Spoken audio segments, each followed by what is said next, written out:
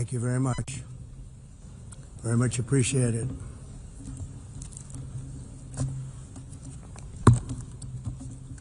And I don't mind making this speech without a teleprompter, because the teleprompter is not working. I feel very happy to be up here with you nevertheless, and that way you speak more from the heart. I can only say that whoever's operating this teleprompter is in big trouble.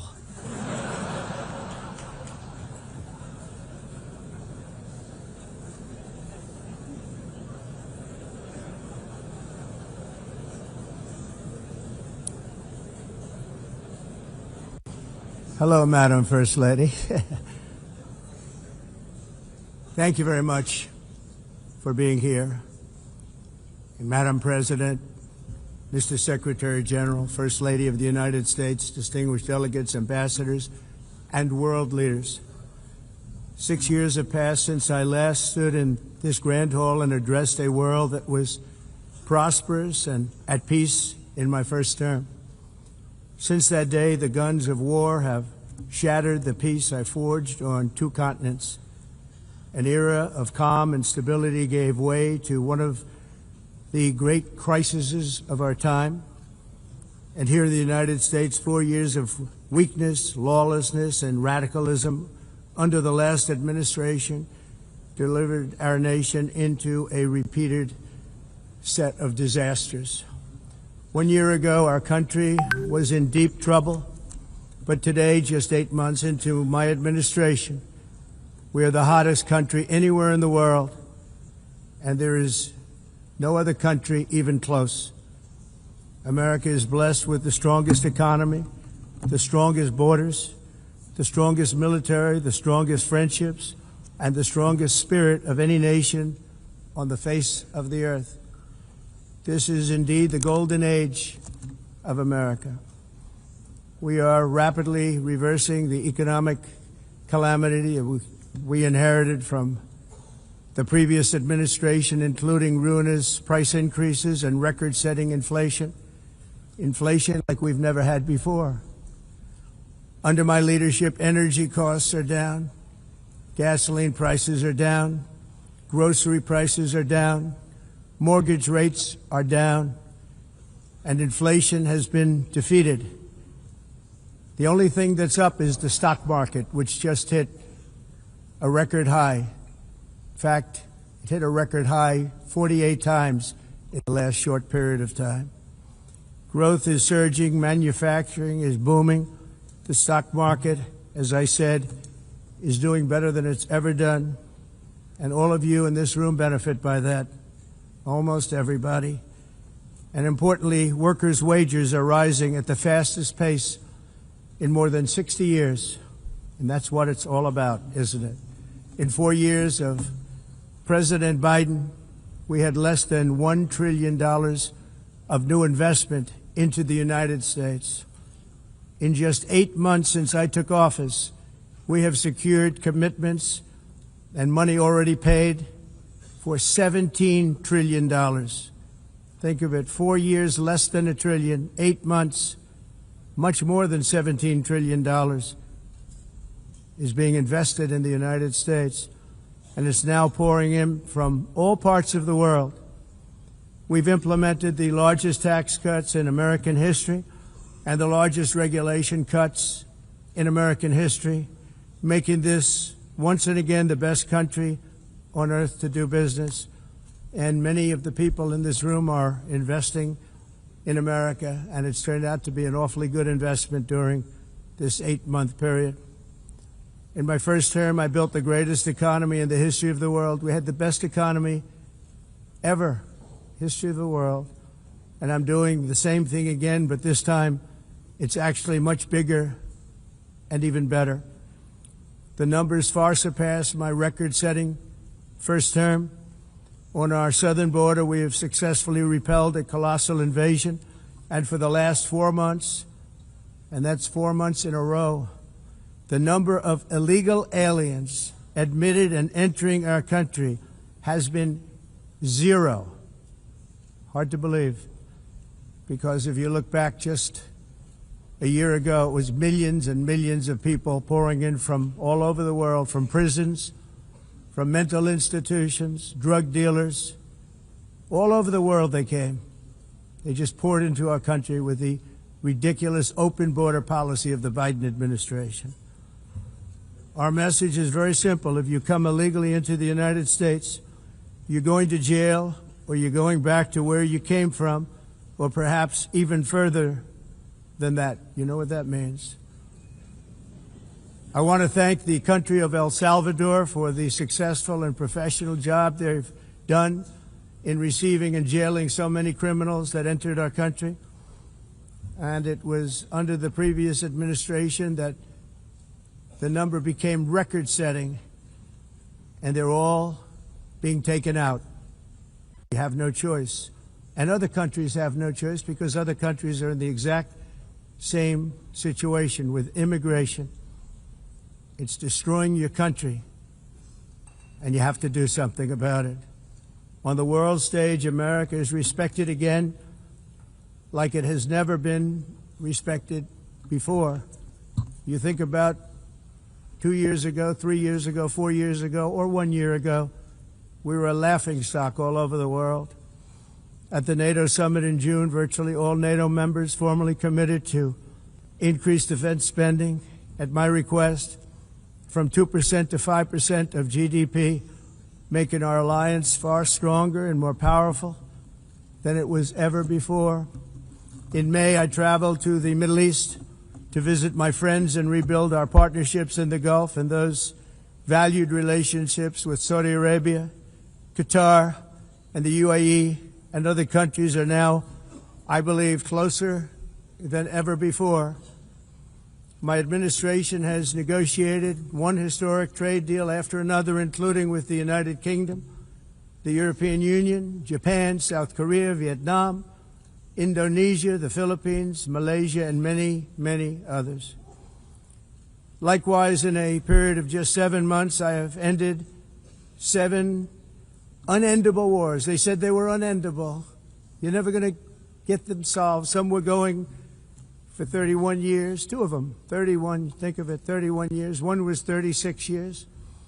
One was 28 years. I ended 7 wars.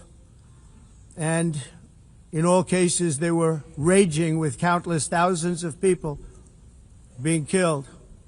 This includes Cambodia and Thailand, Kosovo and Serbia, the Congo and Rwanda, a vicious, violent war that was, Pakistan and India, Israel and Iran, Egypt and Ethiopia, and Armenia and Azerbaijan.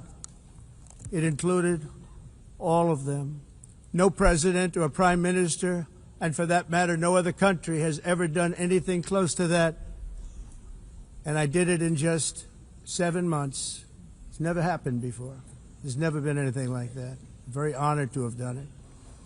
It's too bad that I had to do these things instead of the United Nations doing them. And sadly, in all cases, the United Nations did not even try to help in any of them. I ended 7 wars, dealt with the leaders of each and every one of these countries, and never even received a phone call from the United Nations offering to help in finalizing the deal. All I got from the United Nations was an escalator that on the way up stopped right in the middle. If the First Lady wasn't in great shape, she would have fallen. But she's in great shape. We're both in good shape. We both stood.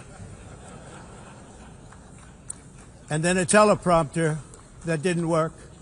These are the 2 things I got from the United Nations, a bad escalator and a bad teleprompter. Thank you very much. And by the way, it's working now. It just went on. Thank you. I think I should just do it the other way. It's easier. Thank you very much. I didn't think of it at the time because I was too busy working to save millions of lives. That is the saving and stopping of these wars.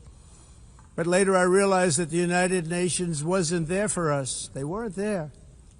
I thought of it really after the fact, not during these negotiations, which were not easy. That being the case, what is the purpose of the United Nations? The UN has such tremendous potential. I've always said it. It has such tremendous, tremendous potential, but it's not even coming close to living up to that potential. For the most part, at least for now, all they seem to do is write a really strongly worded letter and then never follow that letter up. It's empty words, and empty words don't solve war. The only thing that solves war and wars is action. Now, after ending all of these wars and also earlier negotiating the Abraham Accords, which is a very big thing for which our country received no credit, never receives credit. Everyone says that I should get the Nobel Peace Prize for each one of these achievements. But for me, the real prize will be the sons and daughters who live to grow up with their mothers and fathers, because millions of people are no longer being killed in endless and unglorious wars. What I care about is not winning prizes, it's saving lives. We saved millions and millions of lives with the 7 wars. And we have others that we're working on, and you know that. Many years ago, a very successful real estate developer in New York, known as Donald J. Trump, I bid on the renovation and rebuilding of this very United Nations complex. I remember it so well. I said at the time that I would do it for $500 million, rebuilding everything. It would be beautiful. I used to talk about, I'm going to give you marble floors. They're going to give you terrazzo. I'm going to give you the best of everything. You're going to have mahogany walls. They're going to give you plastic. But they decided to go in another direction, which was much more expensive at the time, and which actually produced a far inferior product. And I realized that they did not know what they were doing when it came to construction, and that their building concepts were so wrong, and the product that they were proposing to build was so bad and so costly. It was going to cost them a fortune. And I said, and wait till you see the overruns. Well, I turned out to be right. They had massive cost overruns and spent between $2 and $4 billion on the building and did not even get the marble floors that I promised them. You walk on terrazzo. Do you notice that? As far as I'm concerned, frankly, looking at the building and getting stuck on the escalator, they still haven't finished the job. They still haven't finished. That was years ago. The project was so corrupt that Congress actually asked me to testify before them on the tremendous waste of money, because it turned out that they had no idea what it was, but they knew it was anywhere between $2 and $4 billion as opposed to $500 million with a guarantee. But they had no idea, and I said it cost much more than $5 billion. Unfortunately, many things in the United Nations are happening just like that, but on an even much bigger scale, much, much bigger. Very sad to see. Whether the UN can manage to play a productive role, I've come here today to offer the hand of American leadership and friendship to any nation in this assembly that is willing to join us in forging a safer, more prosperous world. And it's a world that we'll be much happier with. A dramatically better future is within our reach. But to get there, we must reject the failed approaches of the past and work together to confront some of the greatest threats in history. There is no more serious danger to our planet today than the most powerful and destructive weapons ever devised by man, of which the United States, as you know, has many. Just as I did in my first term, I've made containing these threats a top priority, starting with the nation of Iran. My position is very simple. The world's #1 sponsor of terror can never be allowed to possess the most dangerous weapon. That's why shortly after taking office, I sent the so-called Supreme Leader a letter making a generous offer. I extended a pledge of full cooperation in exchange for a suspension of Iran's nuclear program. The regime's answer was to continue their constant threats to their neighbors and U.S. interests throughout the region, and some great countries that are right nearby. Today, many of Iran's former military commanders, in fact, I can say almost all of them, are no longer with us. They're dead. And 3 months ago, in Operation Midnight Hammer, 7 American B-2 bombers dropped the 14 30,000-pound each bombs on Iran's key nuclear facilities, totally obliterating everything. No other country on earth could have done what we did. No other country has the equipment to do what we did. We have the greatest weapons on earth. We hate to use them. But we did something that for 22 years people wanted to do. With Iran's nuclear enrichment capacity demolished, I immediately brokered an end to the 12-day war, as it's called, between Israel and Iran, with both sides agreeing to fight no longer. As everyone knows, I have also been deeply engaged in seeking a ceasefire in Gaza. Have to get that done. Have to get it done. Unfortunately, Hamas has repeatedly rejected reasonable offers to make peace. We can't forget October 7th, can we? Now, as if to encourage continued conflict, some of this body is seeking to unilaterally recognize a Palestinian state. The rewards would be too great for Hamas terrorists for their atrocities. This would be a reward for these horrible atrocities, including October 7th, even while they refuse to release the hostages or accept a ceasefire. Instead of giving to Hamas and giving so much, because they've taken so much, they have taken so much. This could have been solved so long ago. But instead of giving in to Hamas's ransom demands, those who want peace should be united with one message: release the hostages now. Just release the hostages now. Thank you.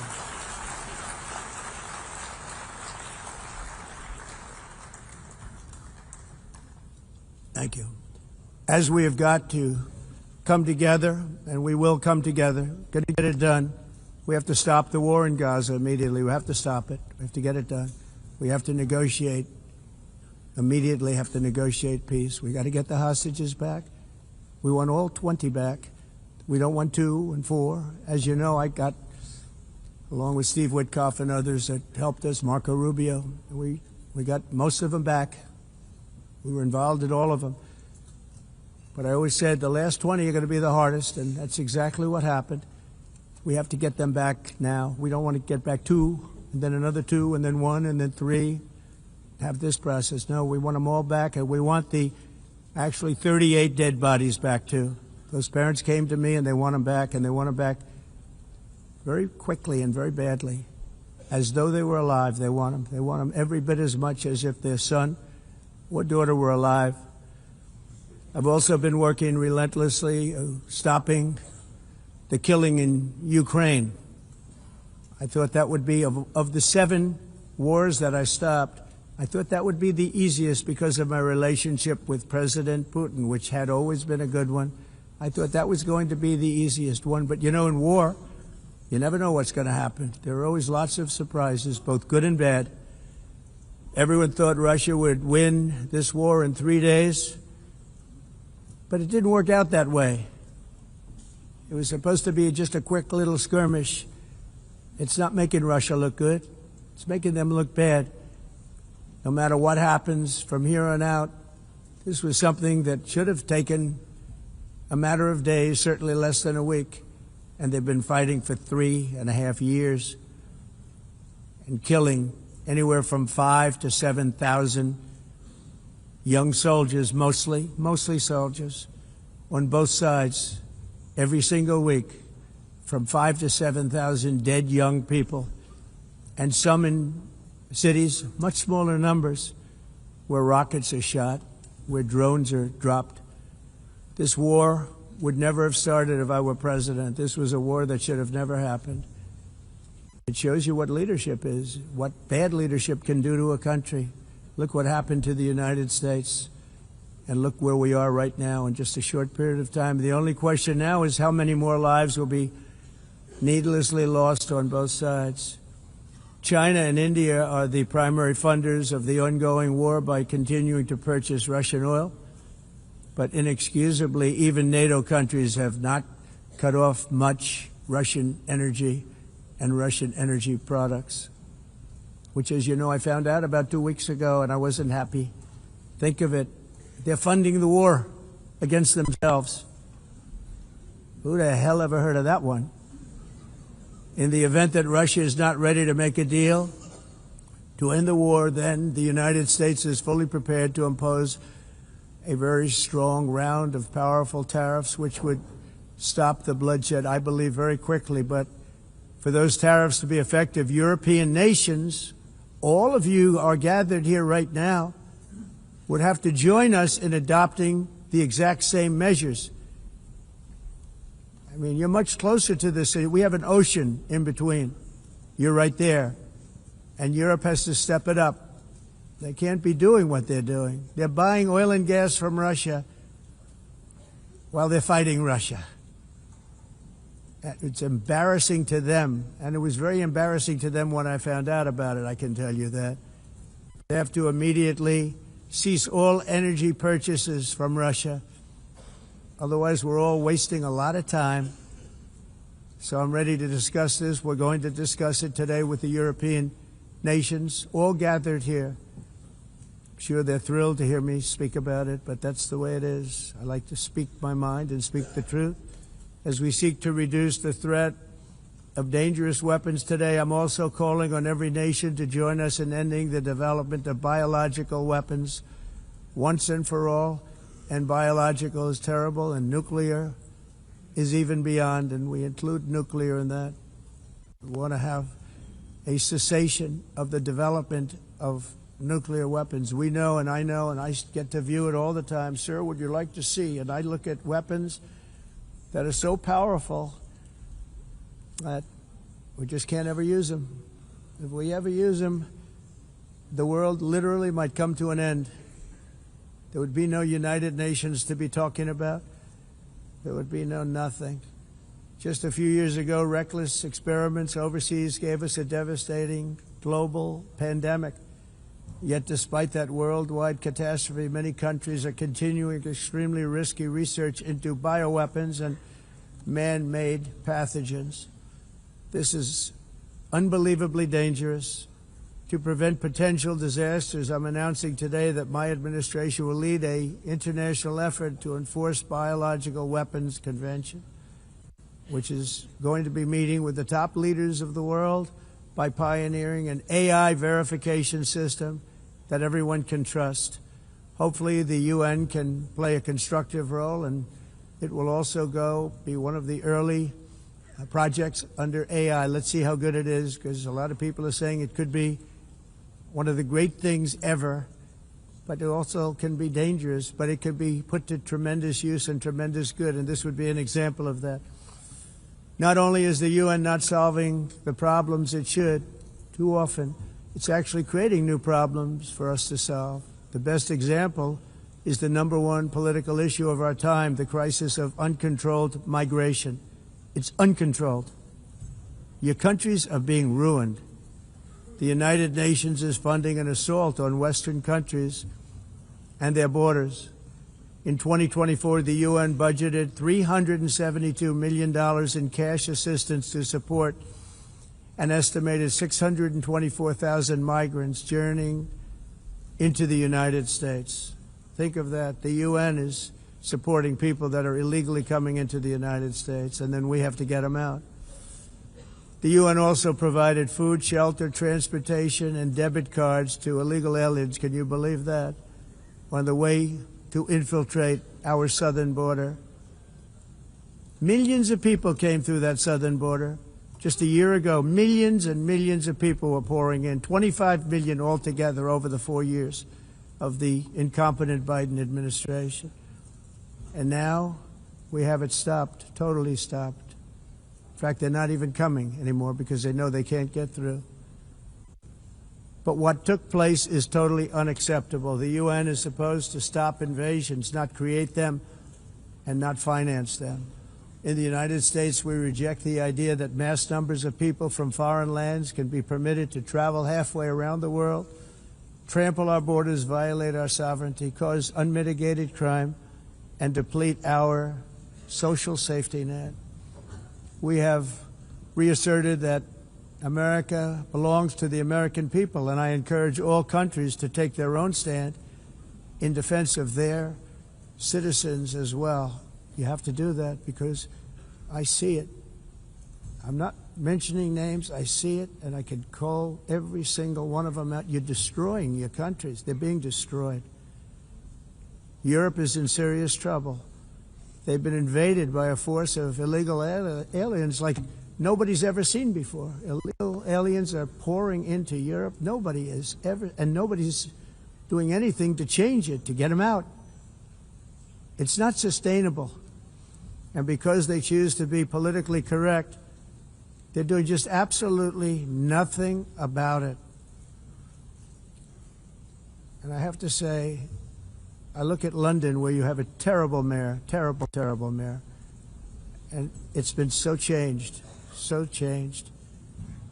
Now they want to go to Sharia law, but you're in a different country. You can't do that. Both the immigration and their suicidal energy ideas will be the death of Western Europe if something is not done immediately. This cannot be sustained. What makes the world so beautiful is that each country is unique. But to stay this way, every sovereign nation must have the right to control their own borders. You have the right to control your borders, as we do now, and to limit the sheer numbers of migrants entering their countries and paid for by the people of that nation that were there and that built that particular nation at the time. They put their blood, sweat, tears, money into that country, and now they're being ruined. Proud nations must be allowed to protect their communities and prevent their societies from being overwhelmed by people they have never seen before, with different customs, religions, with different everything. Where migrants have violated laws, lodged false asylum claims, or claimed refugee status for illegitimate reasons, they should, in many cases, be immediately sent home. And while we will always have a big heart for places and people that are struggling and truly compassionate, answers will be given. We have to solve the problem, and we have to solve it in their countries, not create new problems in our countries. And we are very helpful to a lot of countries that are just not able to send their people anymore. They used to send them to us in caravans of 25,000, 30,000 people each. These massive caravans of people pouring into our country, totally unchecked and unvetted. But not anymore. According to the Council of Europe, in 2024, almost 50% of inmates in German prisons were foreign nationals or migrants. In Austria, the number was 53% of the people in prisons were from places that weren't from where they are now. In Greece, the number was 54%, and in Switzerland, beautiful Switzerland, 72% of the people in prisons are from outside of Switzerland. When your prisons are filled with so-called asylum seekers who repaid kindness, and that's what they did, they repaid kindness with crime, it's time to end the failed experiment of open borders. You have to end it now. See, I can tell you. I'm really good at this stuff. Your countries are going to hell. In America, we've taken bold action to swiftly shut down uncontrolled migration. Once we started detaining and deporting everyone who crossed the border and removing illegal aliens from the United States, they simply stopped coming. They're not coming anymore. We're getting a lot of credit, but they're not coming anymore. This was a humanitarian act for all involved, because on the trips up, thousands of people a week were dying. Women were being raped. Nobody's ever seen anything like it. Raped, horribly beaten, raped. On the trip up, the journey up, it was a long walk. It was a long, arduous journey, indeed. And it was also a historic victory against human trafficking throughout the region. What we did was a victory, and we saved so many lives of people that wouldn't make the journey. That journey was loaded up with death. loaded up with death. Dead bodies all along the roads of jungles. To get up, they go through jungles, they go through areas so hot you couldn't breathe. They were dying of suffocation, areas so hot that you couldn't breathe. Dead bodies all over.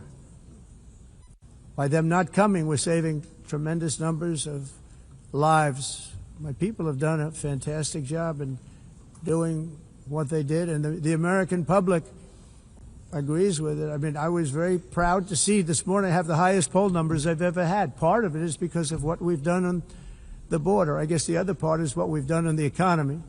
Joe Biden's policies empowered murderous gangs, human smugglers, child traffickers, drug cartels, and prisoners from all over the world.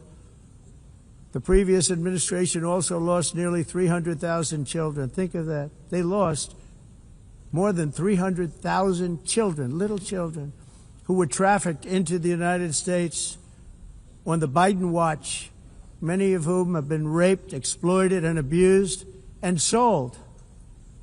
Sold. Nobody talks about that. The fake news doesn't write about it. With many others, young children who are missing or dead. And we found a lot of these children, and we're sending them back, and we've been sending them back to their parents. They said, nobody knows who they are. They said, where do you come from? And they'll give us a country, and we'll find out, and we'll figure it out, and we'll bring them back to their homes. And the mother and father rush to the door, and their tears in their eyes. They can't believe that they're seeing their son or daughter, their little son or daughter again. We've done almost 30,000 of them so far. Any system that results in the mass trafficking of children is inherently evil. Yet that is exactly what the globalist migration agenda has done, and it's what it's all about. In America, those days, as you know, are over. The Trump administration is working, and we are continuing to work to track down the villains that are causing this problem, and also, as I said, to get back the 30,000 we've already returned. Now I think we're going to have another. We're going to find a lot. You're not going to find all of them. More than 300,000. They're lost or they're dead. They're lost or they're dead because of the animals that did this. To protect our citizens, I've also designated multiple savage drug cartels as far as and you see this, and you see it happening right before your eyes. Let's put it this way. People don't like taking big loads of drugs in boats anymore. There aren't too many boats that are traveling on the seas by Venezuela. They tend not to want to travel very quickly anymore. And we've virtually stopped drugs coming into our country by sea. We call them the water drugs. They kill hundreds of thousands of people. I've also designated multiple savage drug cartels as far as foreign terrorist organizations, along with two bloodthirsty transnational gangs, probably the worst gangs anywhere in the world, MS-13 and Tren de Aragua. Tren de Aragua is from Venezuela, by the way. Such organizations torture, maim, mutilate, and murder with impunity. They're the enemies of all humanity. For this reason, we've recently begun using the supreme power of the United States military to destroy Venezuelan terrorists and trafficking networks led by Nicolas Maduro. To every terrorist thug smuggling poisonous drugs into the United States of America, please be warned that we will blow you out of existence. That's what we're doing. We have no choice. Can't let it happen. They're destroying. I believe we lost 300,000 people last year to drugs, 300,000. Fentanyl and other drugs. Each boat that we sink carries drugs that would kill more than 25,000 Americans. We will not let that happen. Energy is another area where the United States is now thriving like never before. We're getting rid of the falsely named renewables. By the way, they're a joke. They don't work. They're too expensive. They're not strong enough to fire up the plants that you need to make your country great. The wind doesn't blow. Those big windmills are so pathetic and so bad, so expensive to operate. And they have to be rebuilt all the time. And they start to rust and rot most expensive energy ever conceived, and it's actually energy. You're supposed to make money with energy, not lose money. You lose money, the governments have to subsidize. You can't put them out without massive subsidies. And most of them are built in China, and I give China a lot of credit. They build them, but they have very few wind farms. So why is it that they build them and they send them all over the world, but they barely use them? You know what they use? Coal. They use gas. They use almost anything, but they don't like wind. But they sure as hell like selling the windmills. Europe, on the other hand, has a long way to go, with many countries being on the brink of destruction because of the green energy agenda. And I give a lot of credit to Germany. Germany was being led down a very sick path, both on immigration, by the way, and on energy. They were going green, and they were going bankrupt. And the new leadership came in, and they went back to where they were, with fossil fuel and with nuclear, which is good. It's now safe, and you can do it properly. But they went back to where they were, and they opened up a lot of different plants, energy-producing plants, and they're doing well. I give Germany a lot of credit for that. They've said this is a disaster, what's happening. They were going all green. All green is all bankrupt. That's what it represents. And it's not politically correct. I'll be very badly criticized for saying it, but I'm here to tell the truth. I don't care. It doesn't matter to me. I'm in New York City. I'm feeling a lot safer. Crime, we're getting crime down. And by the way, speaking of crime, Washington, D.C. Washington, D.C. was the crime capital of America. Now it's a totally, after 12 days, it's a totally safe city. Everyone's going out to dinner. They're going out to restaurants. Your wife can walk down the middle of the street with or without you. Nothing's going to happen. My people have done a fantastic job. And yes, I called in the National Guard, and the National Guard took care of business, and they weren't politically correct, but they took care of business. We got 1,700 career criminals out, brought them back to where they came from, the countries where they came from, or put them in jails. Washington, D.C. is now a totally safe city again, and I welcome you to come. In fact, we'll have dinner together at a local restaurant, and we'll be able to walk. We don't have to go by an armor-plated vehicle. We'll walk right over there from the White House.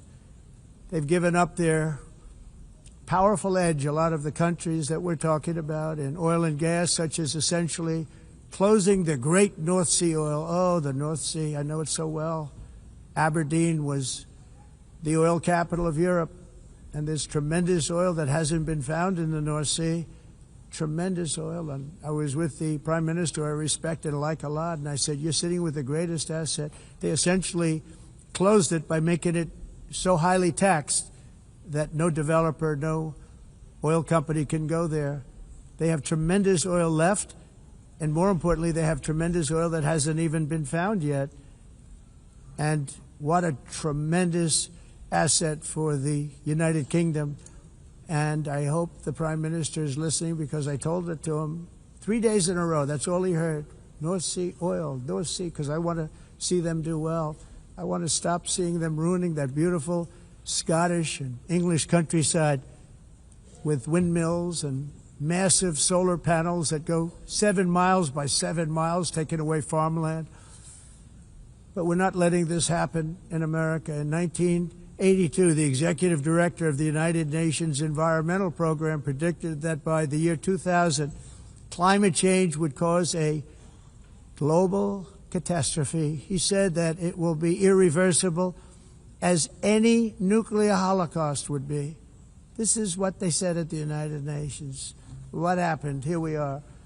Another UN official stated in 1989 that within a decade, entire nations could be wiped off the map by global warming. Not happening.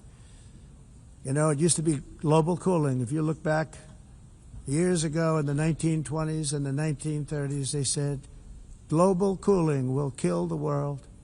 We have to do something. Then they said global warming will kill the world. But then it started getting cooler, so now they could just call it climate change, because that way they can't miss. It's climate change. Because if it goes higher or lower, whatever the hell happens, there's climate change. It's the greatest con job ever perpetrated on the world, in my opinion. Climate change, no matter what happens, you're involved in that. No more global warming, no more global cooling. All of these predictions made by the United Nations and many others, often for bad reasons, were wrong.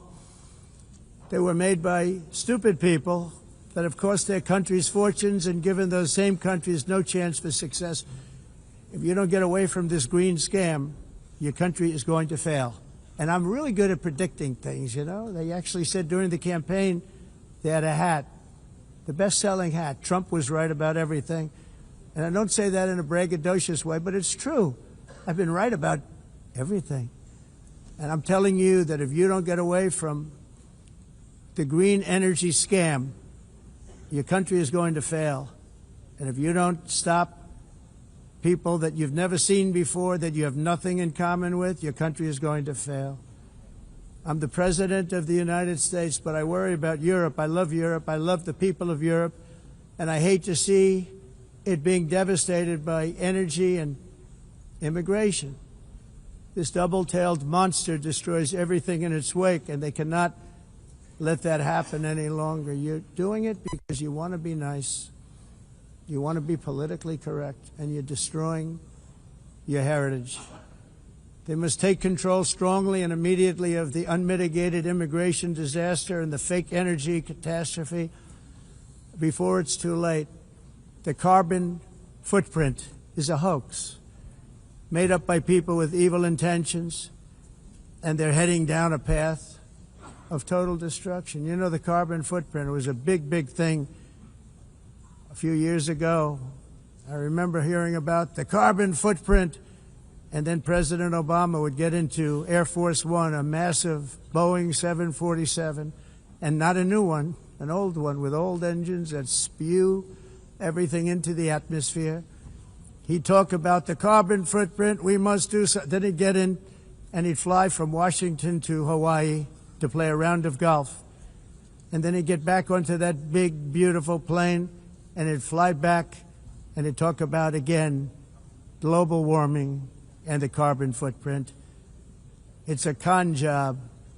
At extreme cost and expense, Europe reduced its own carbon footprint by 37%. Think of that. Congratulations, Europe. Great job. You cost yourself a lot of jobs, a lot of factories closed, but you reduced the carbon footprint by 37%. However, for all of that sacrifice and much more, it's been totally wiped out and then some by a global increase of 54%. Much of it coming from China and other countries that are thriving around China, which now produces more CO2 than all the other developed nations in the world. So all of these countries are working so hard on the carbon footprint, which is nonsense, by the way. It's nonsense. You know, it's interesting. In the United States, we have still radicalized environmentalists, and they want the factories to stop. Everything should stop. No more cows. We don't want cows anymore. I guess they want to kill all the cows. They want to do things that are just unbelievable, and you have it too. But, you know, we have a border, strong, and we have a shape, and that shape doesn't just go straight up. That shape is amorphous when it comes to the atmosphere. And if we had the most clean air, and I think we do, we have very clean air. We have the cleanest air we've had in many, many years. But the problem is that other countries, like China, which has air that's a little bit rough, it blows. And no matter what you're doing down here, the air up here tends to get very dirty because it comes in from other countries where their air isn't so clean. And the environmentalists refuse to acknowledge that. Same thing with garbage. In Asia, they dump much of their garbage right into the ocean. And over about a 1 week and 2 week journey, it flows right past Los Angeles. You've seen it. Massive amounts of garbage, almost too much to do anything about, flowing past Los Angeles, past San Francisco, and then somebody will get in trouble because he dropped a cigarette on the beach. The whole thing is crazy. The primary effect of these brutal green energy policies has not been to help the environment, but to redistribute manufacturing and industrial activity from developed countries that follow the insane rules that are put down to polluting countries that break the rules and are making a fortune. They're making a fortune. European electricity bills are now 4 to 5 times more expensive than those in China, and 2 to 3 times higher than the United States. And our bills are coming way down. You probably see that our gasoline prices are way down. You know, we have an expression, drill, baby, drill, and that's what we're doing. We're going to be much lower in a year from now. But they've come way down over the last year. As a result, every air conditioner is like very uncommon to see one in some of these countries because the electric costs are so high. So while the U.S. has approximately 1,300 heat-related deaths annually, that's a lot, Europe loses more than 175,000 people to heat deaths each year because the costs are so expensive you can't turn on an air conditioner. What is that all about? That's not Europe. That's not the Europe that I love and know. All in the name of pretending to stop the global warming hoax. The entire globalist concept of asking successful industrialized nations to inflict pain on themselves and radically disrupt their entire societies must be rejected completely and totally, and it must be immediate. That's why in America I withdrew from the fake Paris Climate Accord, where, by the way, America was paying so much more than every country. Others weren't paying. China didn't have to pay until 2030. Russia was given an old standard that was easy to meet, a 1990 standard. But for the United States, we're supposed to pay like $1 trillion. And I said, this is another scam. The fact is, the United States has been taken advantage of by the world for many, many years, but not any longer, as you probably noticed. I unleashed massive energy production and signed historic executive orders to hunt for oil, but we don't have to do much hunting because we have the most oil of any nation anywhere, oil and gas in the world. And if you add coal, we have the most of any nation in the world. Clean, I call it clean, beautiful coal. You can do things today with coal that you couldn't have done 10 years ago, 15 years. So I have a little standing order in the White House. Never use the word coal, only use the words clean, beautiful coal. Sounds much better, doesn't it? But we stand ready to provide any country with abundant, affordable energy supplies if you need them, when most of you do. We're proudly exporting energy all over the world. We're now the largest exporter. In the United States, we want trade and robust commerce with all nations, everybody. We want to help nations. We're going to help nations. But it must also be fair and reciprocal. The challenge with trade is much the same with climate. The countries that followed the rules, and all their factories have been plundered. It's really sad to watch. They've been broken. They've been broken by countries that broke the rules. That's why the United States is now applying tariffs to other countries, and much as these tariffs were for many years applied to us, uncontrollably applied to us. We've used tariffs as a defense mechanism under the Trump administration, including my first term, where hundreds of billions of dollars in tariffs were taken in. And by the way, we had the lowest inflation, and now we have very low inflation. The only thing different is that we have hundreds of billions of dollars flowing into our country. But this is how we will ensure that the system works for everyone and is sustainable into the future. We're also using tariffs to defend our sovereignty and security throughout the world, including against nations that have taken advantage of former U.S. administrations for decades, including the most corrupt, incompetent administration in history, the sleepy Joe Biden administration. Brazil now faces major tariffs in response to its unprecedented efforts to interfere in the rights and freedoms of our American citizens and others, with censorship, repression, weaponization, judicial corruption, and targeting of political critics in the United States. I have a little problem saying this because I must tell you, I was walking in and the leader of Brazil was walking out. We saw him and I saw him, he saw me, and we embraced. And then I'm saying, can you believe I'm going to be saying this in just 2 minutes? We actually agreed that we would meet next week. We didn't have much time to talk, like about 20 seconds. They were in retrospect, I'm glad I waited because this thing didn't work out too well. But we did talk. We had a good talk, and we agreed to meet next week, if that's of interest. But he seemed like a very nice man, actually. He liked me, I liked him. But if you, and I only do business with people I like. When I don't like them, I don't like them. But we had, at least for about 39 seconds, we had excellent chemistry. It's a good sign. But also in the past, Brazil, can you believe this, unfairly tariffed our nation, but now because of our tariffs, we are hitting them back, and we're hitting them back very hard. As president, I will always defend our national sovereignty and the rights of American citizens. So I'm very sorry to say this, that Brazil is doing poorly and will continue to do poorly. They can only do well when they're working with us. Without us, they will fail, just as others have failed. It's true. Next year, the United States will celebrate the 250th anniversary of our glorious independence, a testament to enduring power and American freedom and spirit. We will also be proudly hosting the 2026 FIFA World Cup, and shortly thereafter, the 2028 Olympics, which is going to be very exciting. I hope you all come. I hope that countless people from all over the globe will take part of these will be great celebrations of liberty and human achievement, and that together we all can rejoice in the miracles of history that began in July 4th, 1776, when we founded the light to all nations. And it's something really that an amazing thing came out of that date. It's called the United States of America.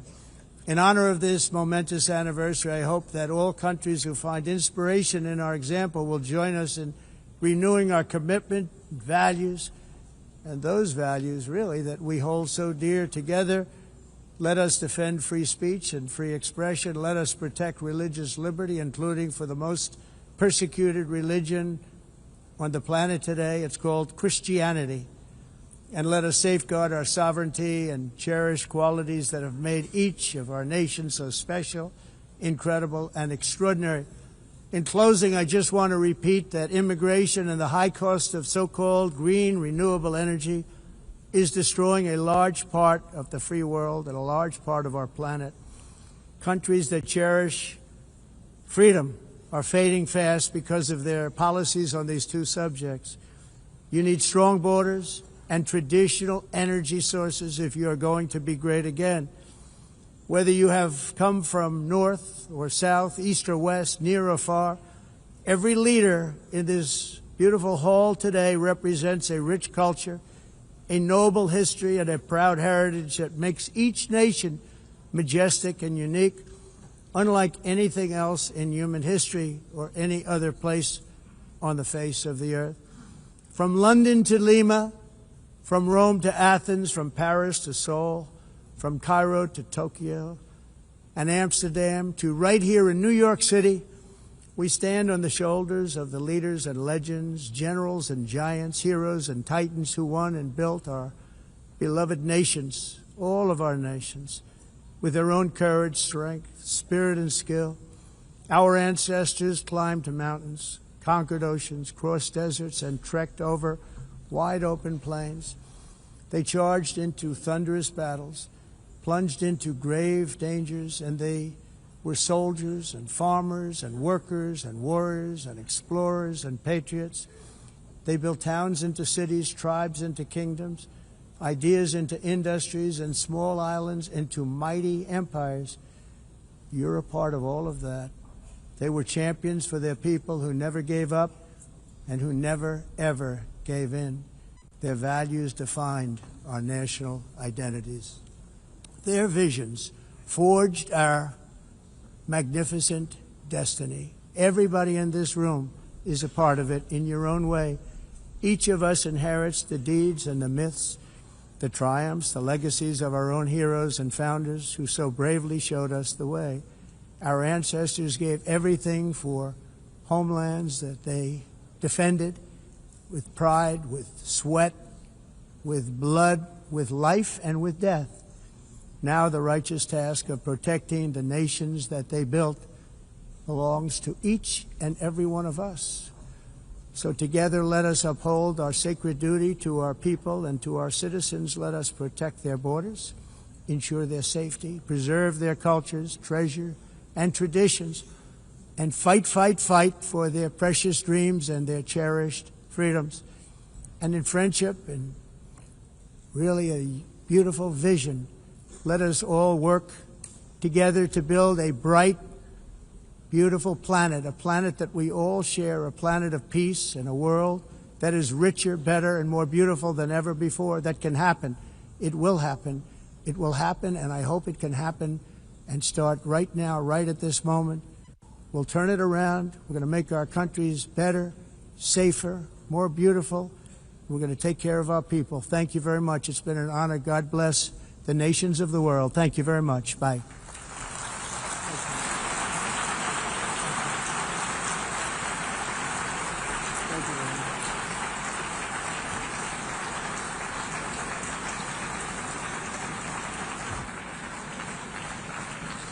On behalf of the Assembly, I wish to thank the